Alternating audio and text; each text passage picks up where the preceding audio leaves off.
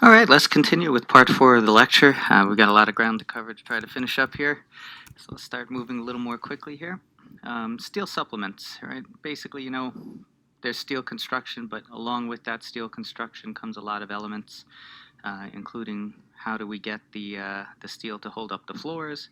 How do we get that steel to hold up the siding? How do we get it to hold up our windows? So, all of that has to interact with the steel framing that serves as the skeleton to this building. And that includes how do we protect the steel from certain things like fire.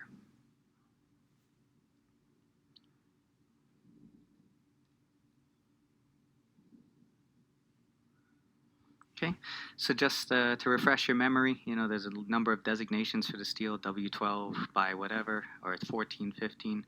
And basically that W gives you the depth of the beam, more or less. It's in that range depending on the size of the beam. But as you can see in that third column over, that there is some fluctuation to how far you get away from it actually being a 12-inch or a 14-inch beam. So you can see that in the various sizes of the W12s. And then you can, obviously as the weight increases per linear foot, which is the second part of that designation, it's going to be a thicker, bigger, more built-up member and likely to be deeper than 12 inches once you get up to those higher weights, as you can see. The 136s and up are in the 13 range. So just keep that in mind. And again, it's used more or less by the design crew. By the time it gets out to you, it should be properly detailed and able to be constructed as shown.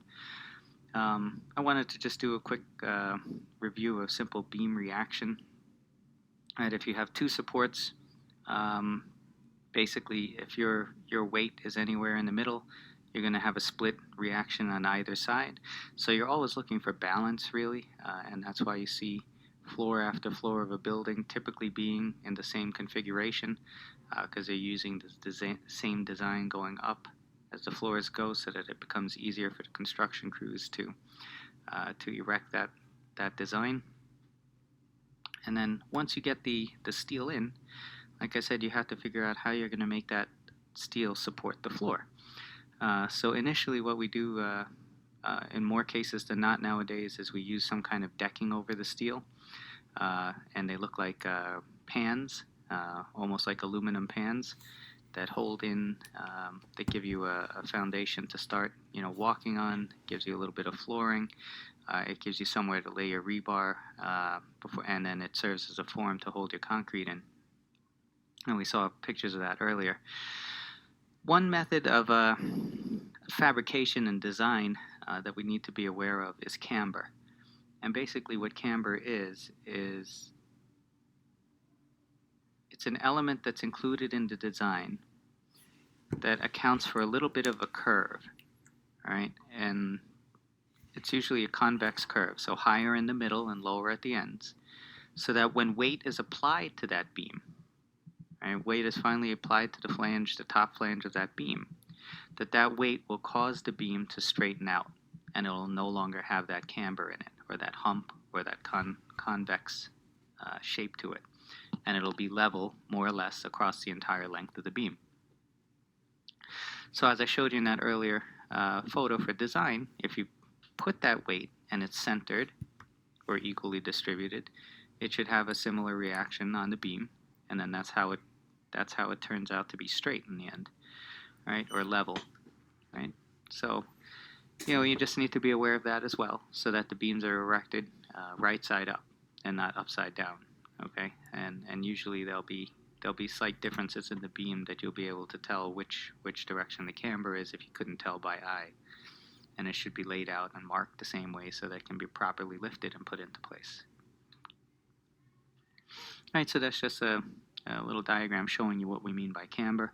Over the length of the beam, it could be, a half an inch, 2 inches. It's usually not, too easily seen, especially in buildings with the thin members. Sometimes when you go with bridges and they span, excessive lengths, there's a definite you can definitely see that difference, and it goes into spliced members. It goes into extensively long members. So it's usually, like I said, taken care of in the design and fabrication phase to make sure that the proper camber is there, and that it'll account properly for the additional dead load that's placed on the decking. Right, shear studs are another add-on to the steel, basically.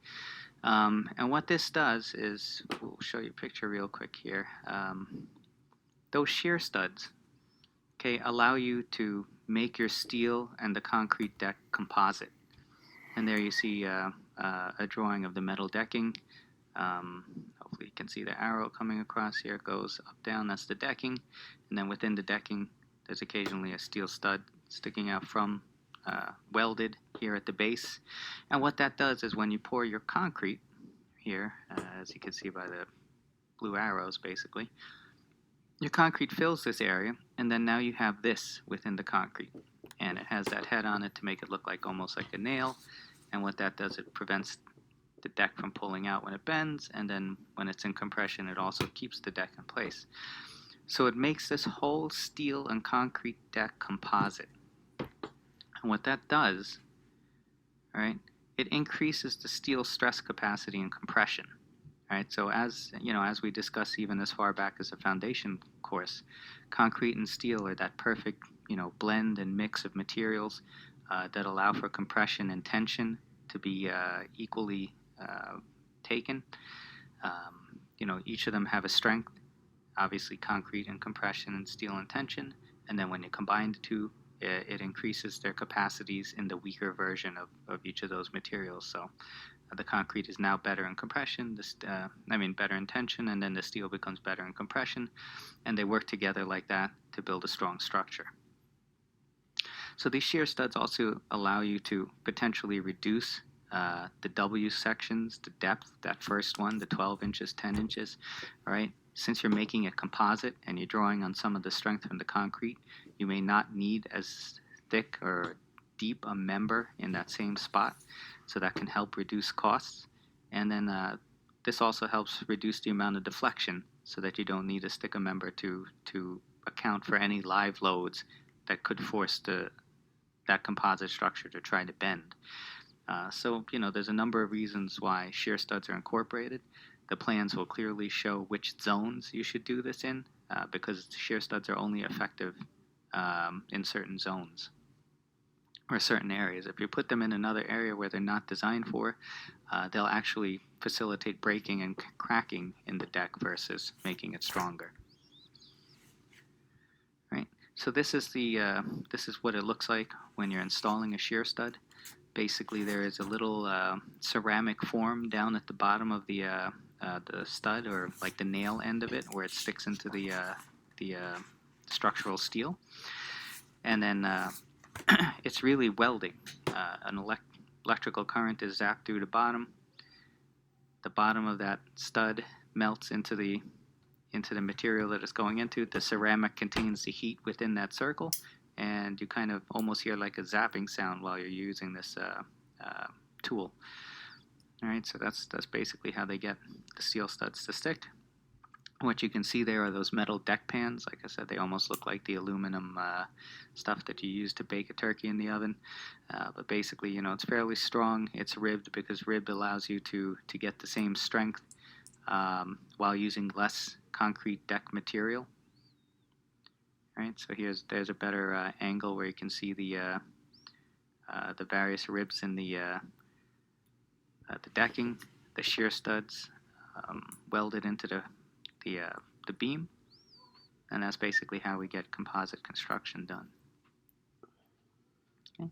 And as you can see, it's not everywhere. It's certain beams, certain sections, and then certain sections have different spacing requirements to achieve what they need to achieve. Right? And that decking, like I said, initially is also used as safety for the workers. It prevents you from falling through the deck. It's fairly strong.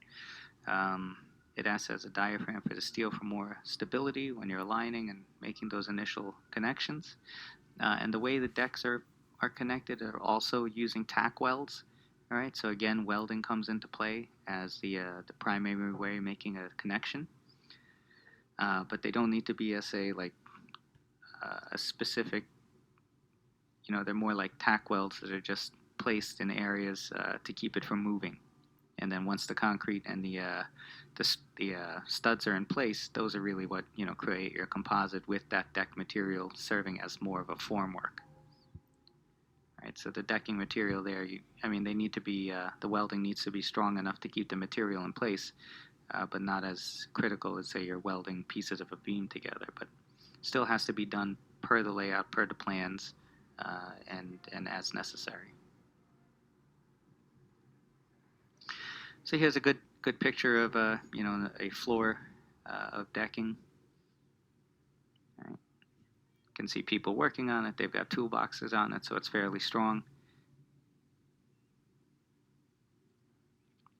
Right, and then on top of that decking, it has to be strong because it's holding up concrete. Right, and concrete is fairly heavy.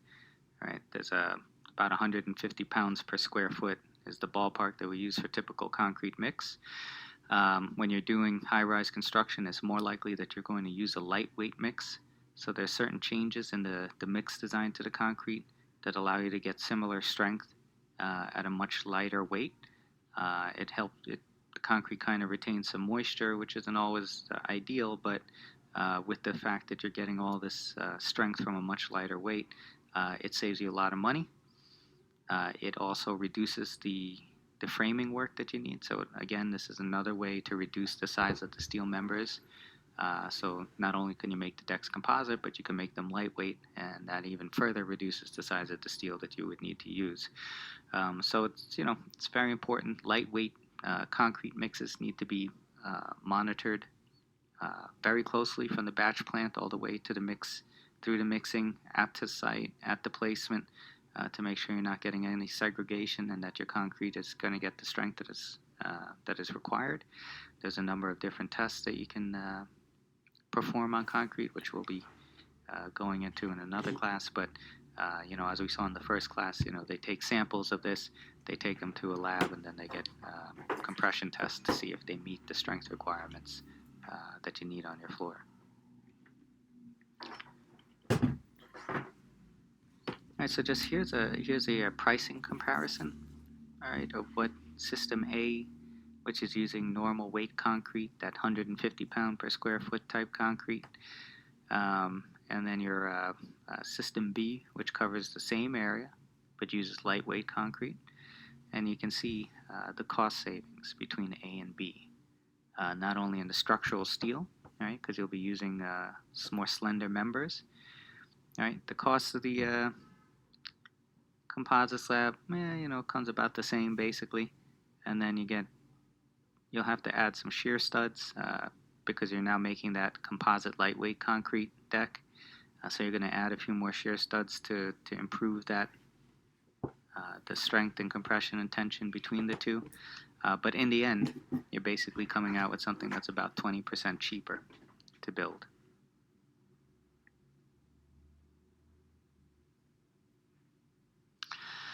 All right, fireproofing. So, we may not think of steel as something that needs to be fireproofed because we know it goes through such a process to get fabricated, right? It's fabricated through heat and then cooled, and it forms this really hard material. But again, because it was heated and melted to build, it does melt, and it happens at a fairly high temperature. But again, if your building for some reason does catch fire and your firefighting and fire protection devices aren't in place, steel will start to melt at 1200 degrees. All right, so it's imperative that we do protect it from fire, and the general way to do that is to use a spray-on fireproofing, which is a combination of fiber and cement, so that it sticks to those vertical members and on the underbellies of the horizontal members. Right, so it's a spray-on material similar to shotcrete. And then, this is also, there's a number of building codes that you have to test to, and that requires strength testing, bond testing, and then thickness testing to make sure that you have the proper amount of fireproofing in place. Again, since it's two materials sticking together, there's certain environmental factors that go into this. They have to have the correct temperatures. It has to be 45 degrees and rising ambient temperature for the material generally to be applied correctly. And again, each material is a little different. You have to understand the limitations of the materials you're using in construction all the time and adhere to the manufacturer's recommendations to make sure that you're applying it properly. All right, so other than that, which is the most typical method, there are ways of using drywall material that are fire rated, similar to how you would have in a small, house or a couple-story wood frame building. You'd have sheetrock with fire rating or insulation with fire rating. That's how you could also try to protect your steel. But again, those are not as effective. Another way to do this, and what they do where there's a lot of exposed steel, is use intumescent paint, and that's a type of paint that's fire retardant. All right, so it'll deflect the heat and protect your steel to a much higher level of temperature.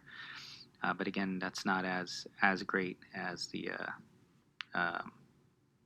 shotcrete type method, because intumescent paints, although a great technology, are still really, really expensive.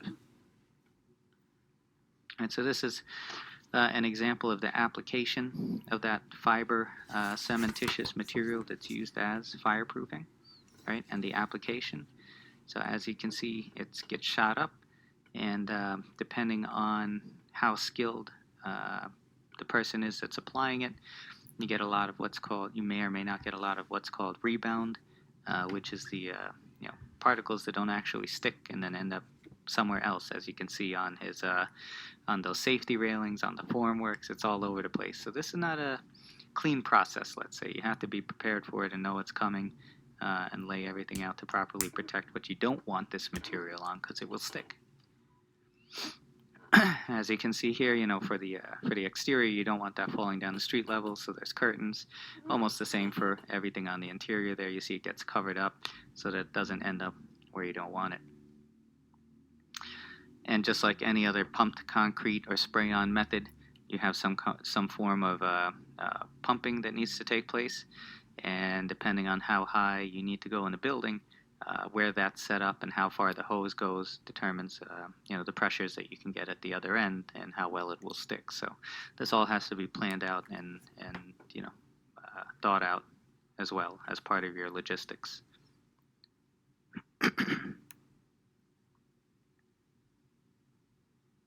All right, so there you go. You see a properly fireproofed area versus the areas that have not been fireproofed or won't be receiving fireproofing. As you can see, it covers all the bolts as well. You have to get in there to cover the bolts, because if they fail, then you don't have a connection. So that's just as important as covering the steel areas.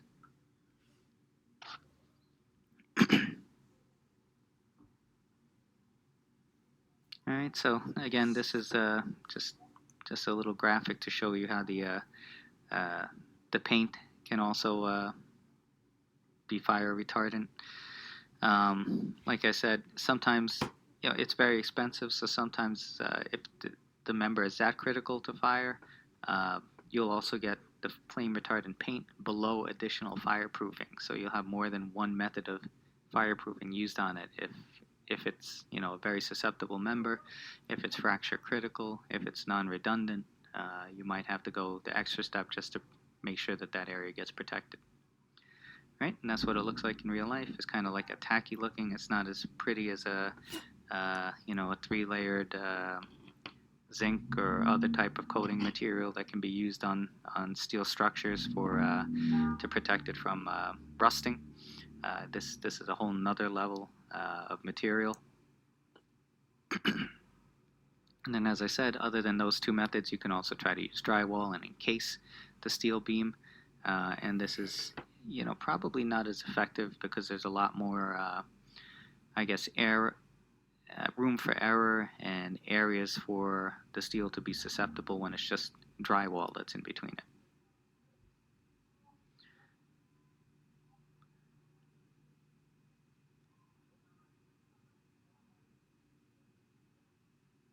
All right, just some details on columns. I know we probably covered most of this in just discussing steel erection throughout this lecture. Typically, they're placed at 2 stories high, the lengths of the column, so every 2 stories you'll have it.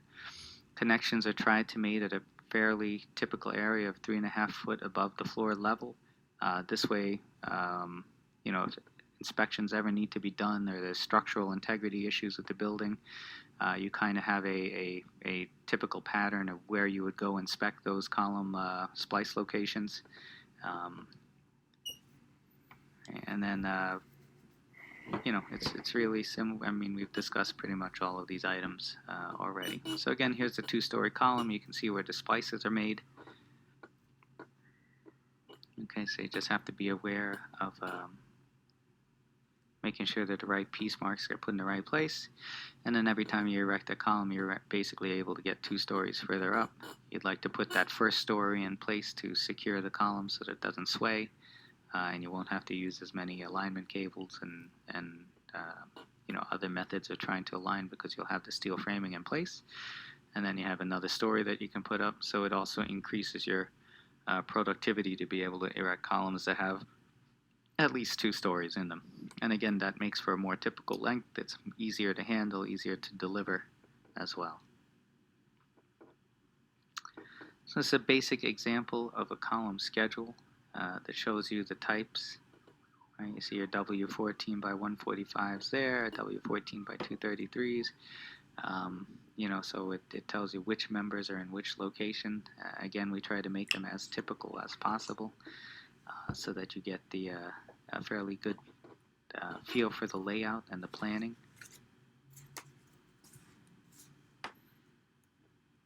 Right, and then this is what basically a framing plan would look like on a typical floor. This one's for a school building.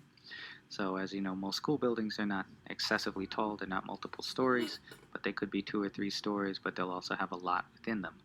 And nowadays, schools will have a lot of technology in use, so you have to make sure that you have enough room between your structure and your plenums to run all of the fiber optics, to run all of the things you need for, like, say, a science lab, gas lines, things that you may not need typically in an office building.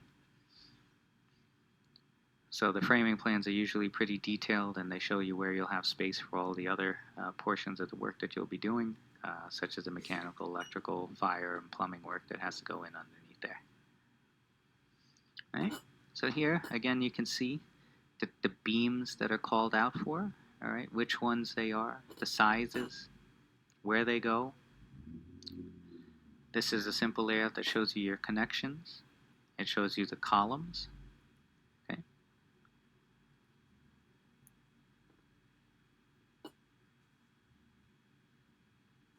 So that's typical. It'll show you those dimensions and how to lay it out. So as discussed earlier, there will be beam to girder connections, and sometimes the way you can determine, which side is up without knowing the camber or looking at piece marks is some beams that are floor beams will have copings on them, right, which are cutouts that allow them to fit securely up to the top flange of the girder, all right. So you can see from this photo, all right, there's a gap, all right, between the connection piece and the top flange of the beam, all right, so you know that has to be the top side, all right. So when you're getting ready to pick this member, this side will have the top, the bottom can go straight through because there's no interference with this web here, with this flange here, all right, and you can connect right up to the web. This can go pretty much right up to the web. And then over here you have that coped area. And coped just means it doesn't have a top flange. Alright, so that's how you make your connection. This can happen in either a bolted connection or a welded connection.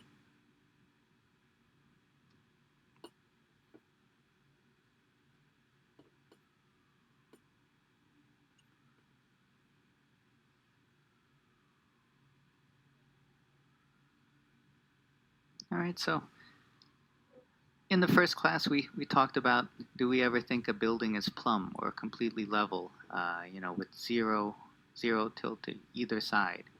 And that's kind of a loaded question because that's what we're all designing and building to.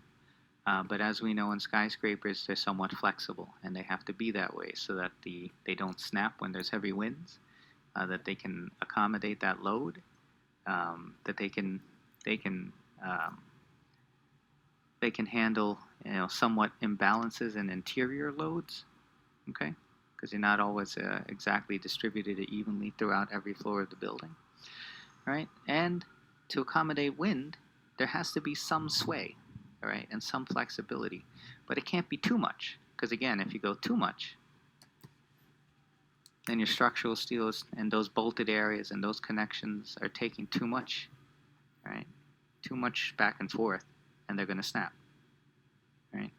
So with all that weight on the building, at certain heights, we have to develop some way of keeping them from swaying, right? And what they do is what they call a mass damper, and this is generally towards the higher levels of the building, right? And designs are somewhat different everywhere you go, but any skyscraper or tall building that has broken a record, Taipei 101, the Petronas Towers in Kuala Lumpur, One World Trade, they'll all have some form of what they call mass damping within the building. And what that is basically there's a big weight, all right, and then there's some kind of control on that weight. So that if the building goes one way, all right, that mass is moved slightly in the opposite direction to keep it from going too far in that one way. And it counteracts the natural sway that the wind is causing. All right, so it's almost like a counterbalancing force. So just so you know, there'll be certain, based on a very tall building, there'll be a certain floor that has, or a couple of floors even, in the construction that'll be dedicated just to having this in place if it's big enough. If the building is big enough. I mean, if the building's smaller but it'll still have these forces, then you may not have, multiple stories taken up to install this device. But basically, if you didn't know, that's what we have inside the top of these buildings to prevent it from swaying too much in one direction or another.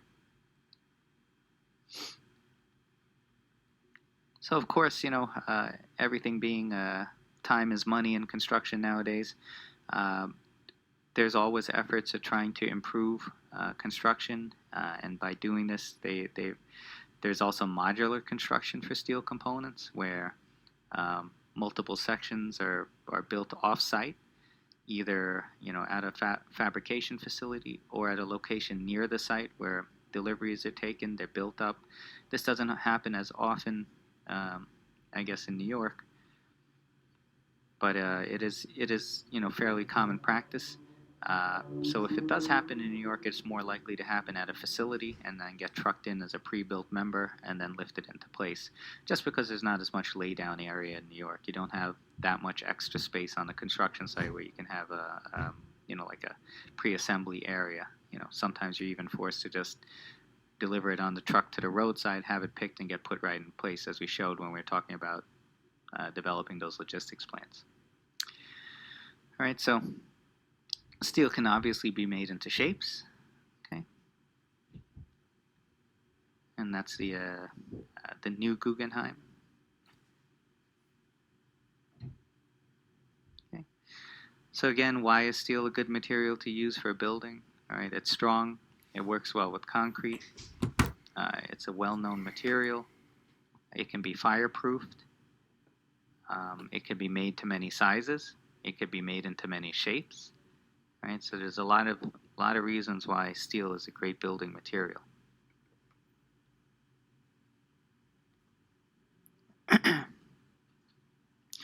All right, so here is kind of a pros and cons list when you're going through steel. Knowing that your other options are like wood or concrete, whatever it might be, but steel is fairly light for the strength that it provides you. It's fast construction, especially if you have a typical design where you can just erect floor after floor in a cookie cutter pattern. It's, like we said, easy to erect, right? As long as you have your skilled crane operators. It's a known material. We know how to test it. We know how to test it so that it's properly built, right? That it has the right strength, that it has the right chemical properties, the right flexibility. And we can actually build very long spans using steel. Like I said, many times the spans and bridges are so long using steel that you can actually see the curve and camber in them. The disadvantages to using steel are, A, you have to fireproof it, but, that's a disadvantage that we're aware of and can take care of. Steel does have some bounce to it and flexibility. Steel construction can be noisy. I don't know if you've been in a tall building or near the base of a tall building. When there's a heavy windstorm, you can actually hear the creaking, okay, at the joints when it moves. Right? And then, nowadays we have to consider certain things on secure sites, like steel's not exactly blast resistant. Right? You need to protect it with something, and that's usually concrete again that comes to the rescue to help that. Right? And because it is steel, you need to have finishes, ceiling and floor, and protections, ceiling and floor. All right, so again, layout and survey are very critical. That's how you know if you're starting to get out of plumb or not being exactly ideal. And by having good survey in place, you'll prevent ever becoming too far out of plumb. And if you do become out of plumb, you find out at a point where you can take corrective action, make adjustments, and do what you need to do to bring the construction back in line. So survey is a very, very critical element of all construction. And now it's, it used to be used using rods and sights, and now it's actually more electronic and computerized using GPS. So the equipment has gotten advanced, but the theory is still basically the same. You'll hear the word chain sometimes used here, and that's a measure of distance that's specific only to surveying, because they used to use lengths of chain to measure distances. Transits are what we use to measure the distance, elevation, and bearing, and that's the equipment, part of the equipment that the surveyors use. And it was named so because it used to be surveying from nautical terms back when Columbus was sailing the ocean blue and trying to figure out which way was north. All right, so we still use some of the same equipment, ideas, and technologies in surveying that we have since surveying was first developed. Benchmarks are how you define locations and elevations so that you're using the same elevation to measure from. All right, and we'll go over some of those items. So what we'll do is we'll stop this recording here, and we'll get into surveying on its own separate recording.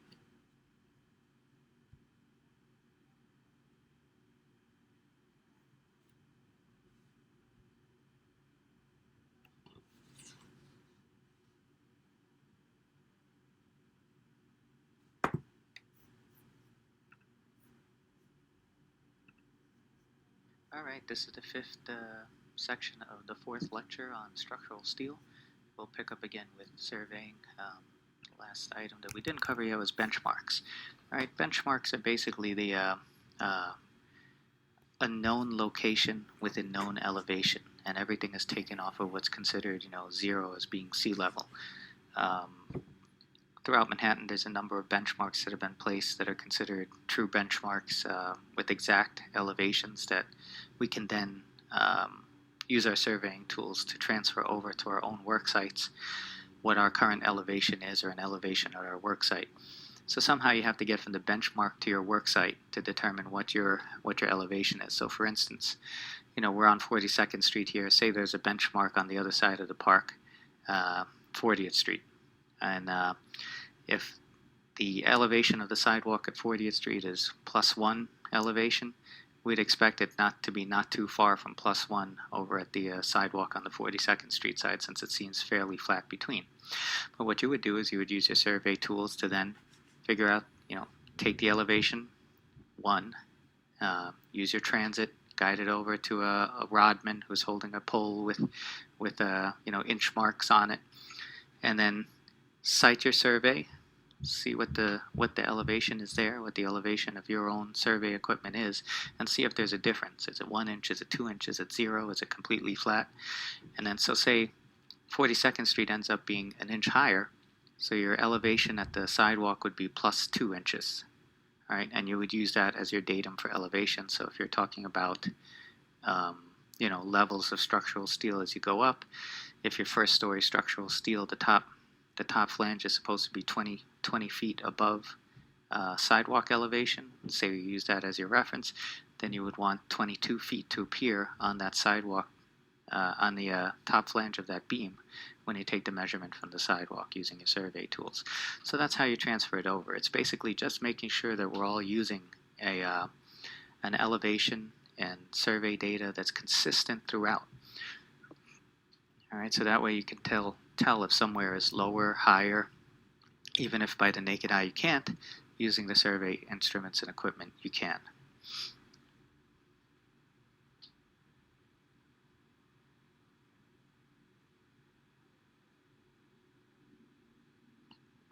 All right, so what you hear is what we call see here is an old-fashioned transit. All right, that's what would be on top of the tripod, or a surveyor would be using to make the measurements. And then, as you see below it, is a series of chains, and that's well, you know, when we say how many chains away in distance, they count those number of chains. But again, now we basically use everything in terms of distances, you know, like whether it be metric or US units, usually in English here, inches, feet, the usual yards. But, you know, that's just going back to the history of why it was called chains to begin with.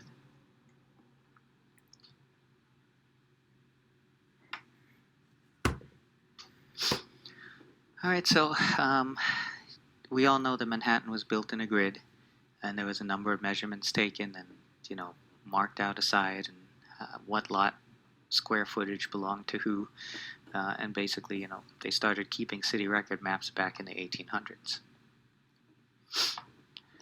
What you see here is now in a museum, but what it was a benchmark on a building at 26th Street. And see that stone there, basically there was an elevation assigned to it, and that center item there, right in the middle, would be the elevation that was required. And this was in a setting that we didn't think was going to move, and you can reference back to that point, that elevation on that building, and then work your way over wherever you were, uptown, downtown, east or west from there.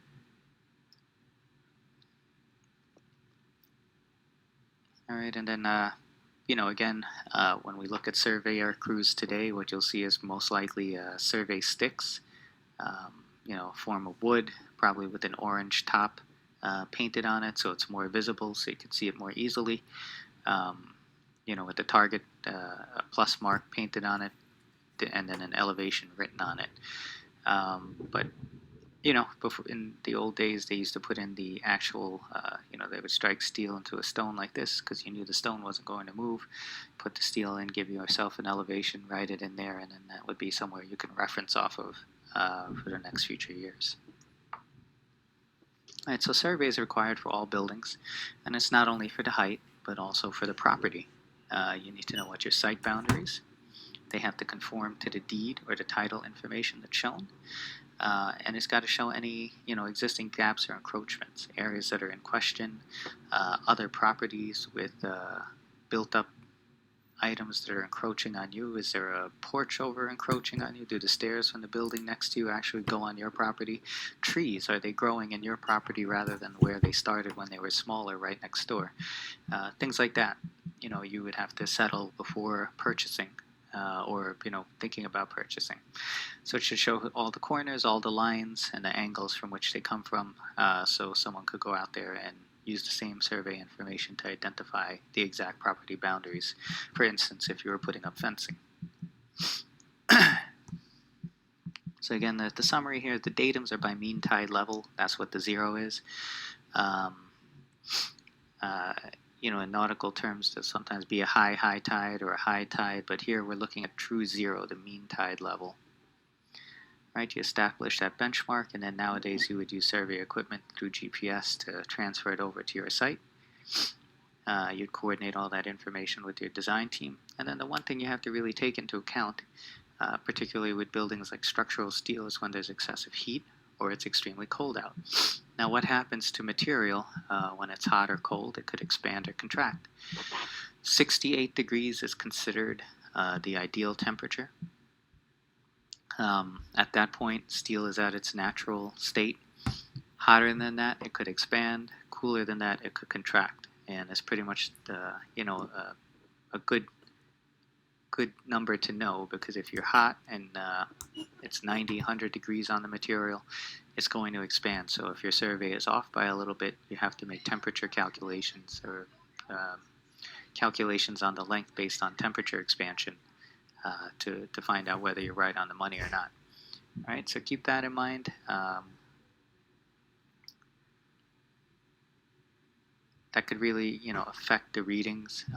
When you see surveyors working, they'll also take notes as to the temperature and the time that they took the survey. Another thing that could affect the survey is the time of day. Early morning, when most measurements are taken, if they can't get exact 68 degrees, you would rather take your measurements in the morning before the sun comes up. Because when the sun comes up, what happens is heat is no longer evenly distributed. Wherever that light is hitting is going to be hotter than further away from that light where it's still cool from the nighttime temperatures. So at that point, you actually have differentials, and parts of your beam could be heated and expanding, and other parts could still be contracted or below 68 degrees. So typically when we're doing measurements for accuracy, you want them done in the early morning. In the evening, it's still kind of tough to tell, because even though the sun isn't hitting it, again, the sun goes down in stages. As it goes down, certain parts are still lit and taking heat from the sun, and other parts are dark and maybe cooling differently. So that early morning, the time the steel has had its chance to contract to one uniform temperature throughout the night, right before the sun starts hitting it again and playing with it again. So those are the two items of advice. Keep track on temperature, and usually you'd like to take your survey readings as early as possible before sun and light and heat can take effect on those readings. All right, so, just like engineering, surveying is a science, and it could be a little bit off. It's a manual science. It has to be done using, although it's guided now by GPS, there are still errors that can be made, so you always have to double check. Again, the datum that's used here is according to U.S. Coast Guard and Geodetic Survey, the mean sea level. So basically that's, trying to get an accurate reading, keep everybody on the same page, and that's the assumed 0 point, so that there's no effect on that. It's considered mean. And the datum 0 is the closest one right now, is mean tide levels taken at Sandy Hook, New Jersey, and that's where it's considered 0 for mean tide. Right, and then that's how the benchmarks are placed everywhere else that they're placed, and what the elevation is at those benchmarks.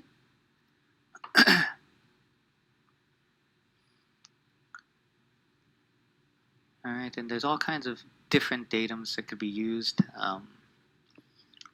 Just knowing where you are and what the datum is important, and that way you're referencing the correct numbers when you're looking at plans and property bounds and titles and deeds and things like that.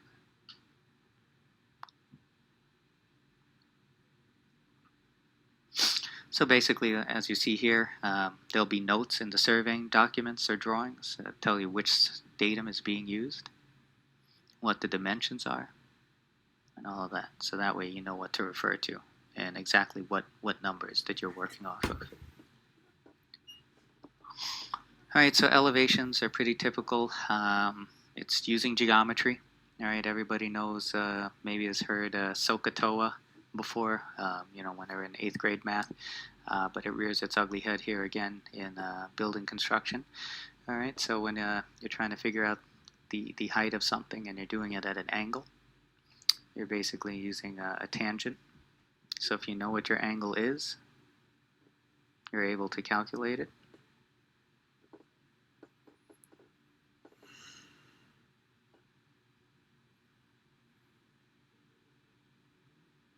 All right, so the rule is the tangent of the angle is the opposite side of that triangle divided by the adjacent side of the triangle.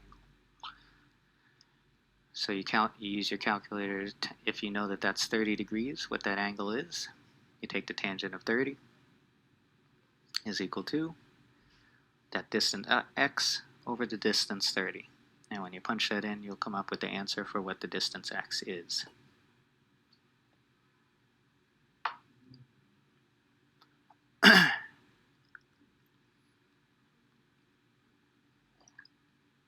Alright, so a quick table. If you don't have a calculator, you can always use this as a reference.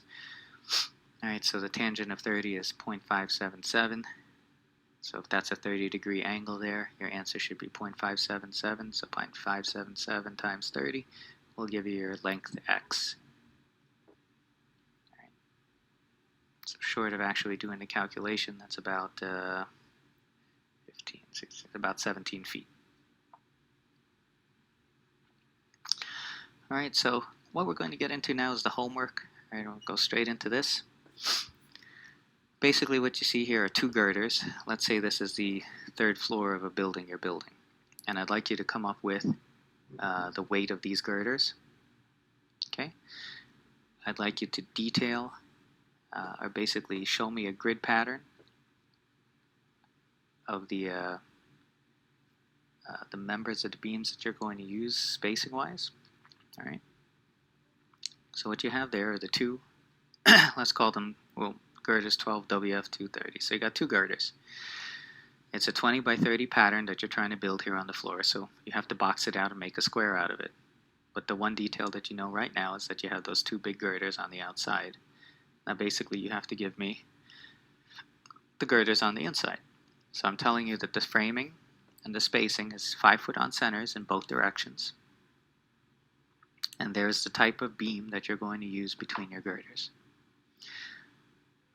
Right, so you have to, just with the knowledge of 5 foot on centers, you're going to have to tell me how many girders are going from east to west, and how many girders you have in between, how many beams you have going east and west, and how many beams you have between the girders going north and south.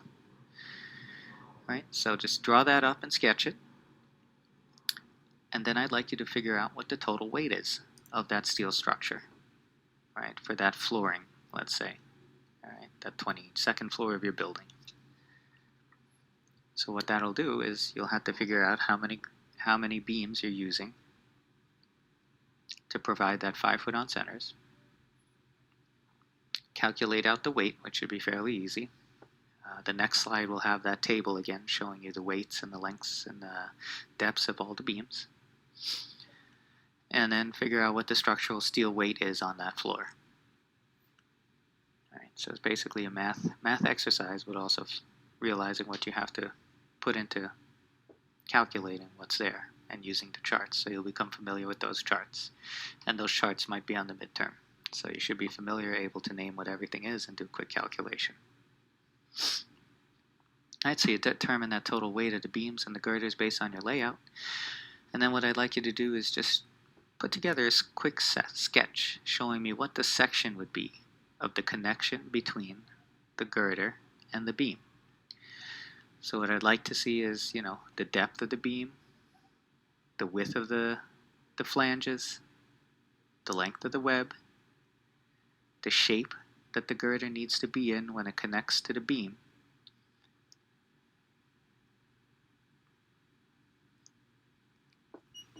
right? Or the shape of the beam as it connects to the girder, the depth of the beam, okay, and then where the bottom flange is of the beam. Alright, so that's basically what I'd like to see. You don't need to detail the bolting or how many holes or the spacing of the holes, since we didn't really cover that. But you should be able to just sketch out what that connection looks like, alright, from what we've learned in the class. Alright, so those are basically the weights and then a detail. Alright, a quick sketch and a calculation of weights. So show me all your work and how you got them. You should, name all the girders, name all the beams, so that way it's easy for me to follow. Alright, again, there's just the your W chart. Again, it's, oops, looks a little bit cut off. Let me see if I can resize that for you. I'm sorry. Make sure that you have the information that you need on the lecture here. And again, this will be in PDF in the resources. So you'll be able to pull it up and blow it up so you can read those numbers more easily, but just want to make sure that they show up here in the lecture. So you have all the information available if you want to just work off of the lecture.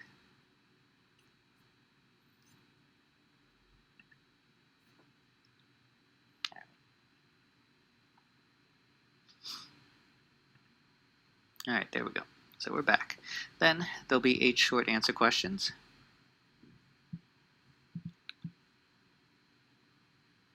Okay, so just make sure you answer those fully to get full credit for them. Again, those will be similar to short answer questions that you might find on the midterm. They'll be in this style, basically asking you to describe some of the terms that we've learned throughout the class. Okay, so that's your homework. Again, here's the 8 questions. We'll have a PDF of this up there so you can see them. And then I'll leave it on here for a few minutes if you want to just leave that up while trying to do your framing plan and weight calculations for that floor of the building. Okay? All right, so everyone have a great week. See you next week in class. Thanks.